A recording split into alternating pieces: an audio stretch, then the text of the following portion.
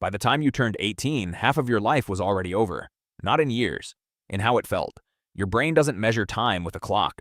It measures it in memories, and it has been quietly recording fewer of them every year since you were a child. That's why last year vanished. But the speed isn't fixed. There is a way to slow it back down. So why did one summer once feel endless?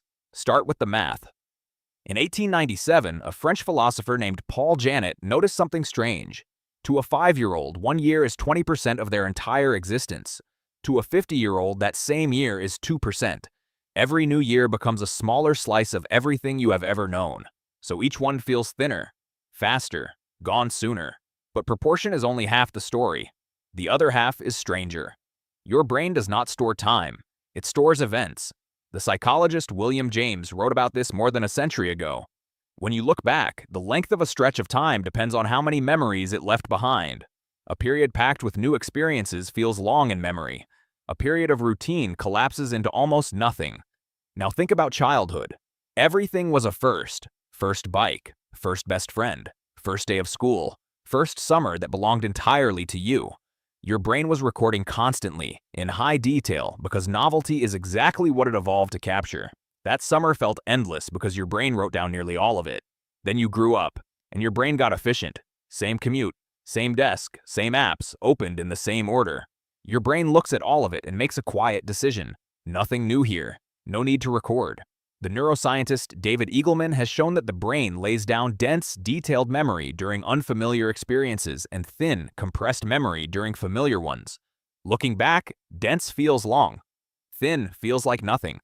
An entire year of routine can shrink into a handful of scenes. So here's the twist. Time is not speeding up.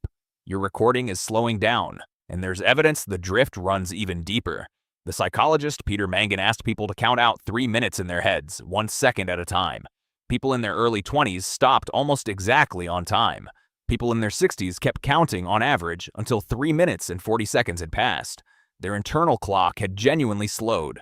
When your inner clock runs slow, the world outside appears to rush. Modern life pours fuel on all of this. Think about what your evenings look like now. The feed hands you 100 new things an hour, and tomorrow you will remember none of them. It is novelty with no weight. Nothing lasts long enough or matters enough to become a memory. Your brain treats a night of scrolling the way it treats the commute. Nothing new here. So the evening vanishes. Then the week. Then the year. Now turn this on yourself for a moment. Think back over the last month. What do you actually remember? Not what you did. What comes back on its own, in pictures.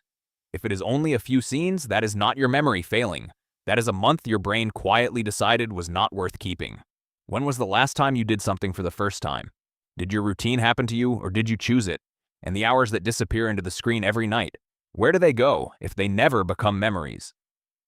Which finally answers the question from the beginning. That one summer felt endless because it was made of firsts, and firsts are the only ruler your brain has for measuring time. The writer Claudia Hammond calls the effect the holiday paradox. Time filled with the unfamiliar races while it happens, then stretches enormously in memory. The speed of your life was never fixed. It is set by how much of it your brain considers worth writing down. By the time you turned 18, half of your life was already over.